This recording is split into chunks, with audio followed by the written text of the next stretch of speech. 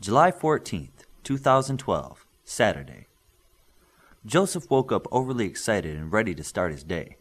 Today, after all, was the day his exhibit was going to be judged against others at the town's art fair. He had done his part diligently and paid attention to detail as never before. His display was of the ancient Roman aqueducts. The display was on a 2 feet by 2 feet piece of plywood he painted green. Joseph's dad had taken him to the local arts and crafts store to get the paint and some styrofoam.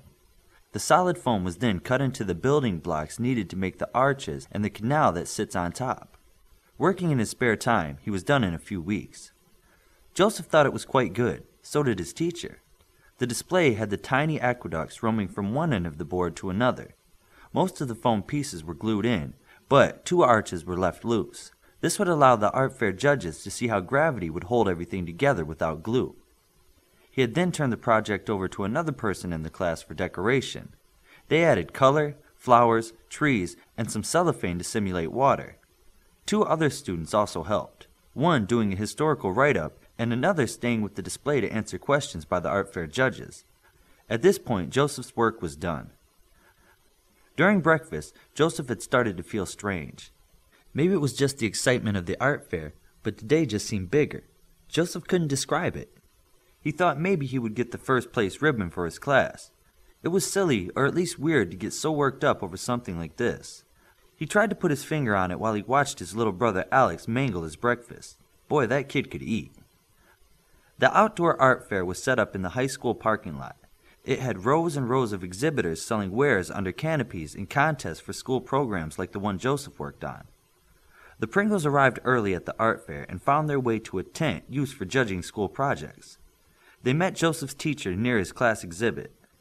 The artwork added to his foam arches really looked good, he thought.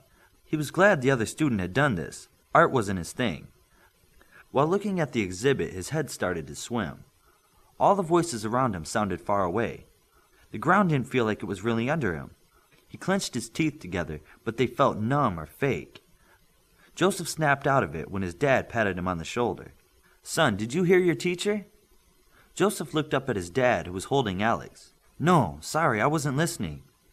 "Kelly can't do it. We need someone to talk to the judges. Can you do it?" his teacher asked. "Why can't Kelly do it?" Joseph asked. "Her mother called and said she was sick. You know this project the best." After a short pause, the teacher continued. "If you're not up to it, I'll see if I can get a hold of one of the other students." "No, it's okay. I can do public speaking, and I do know the material," Joseph said as he thought his own voice sounded far away. Is this what it felt like to be sick? He thought. Joseph had never been sick before, an advantage of being a near miss. Maybe I have that super flu they keep saying is going to get everyone, he thought. Joseph saw his father and the teacher talking. He motioned for his mother to lean forward. "I don't think I feel very well." His mother smiled large and said, "You're just a little nervous. You'll do fine. Your father and I know you can do this.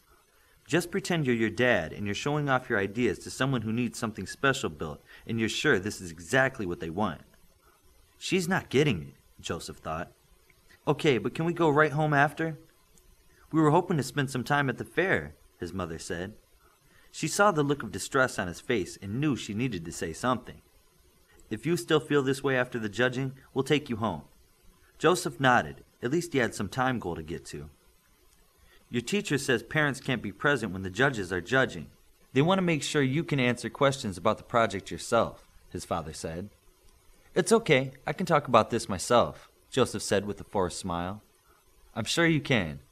This morning your mother was insistent on buying more lacy stuff for the bathrooms. I'll go with her and let you get ready," his father said.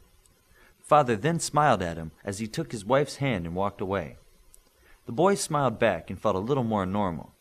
He heard of people saying maybe it was something you ate. As a near miss, he never had indigestion, a headache, or a cold. It was odd, but whatever it was, it seemed to pass.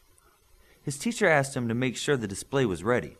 The two arches that didn't have glue were not put together. Everything else looked fine.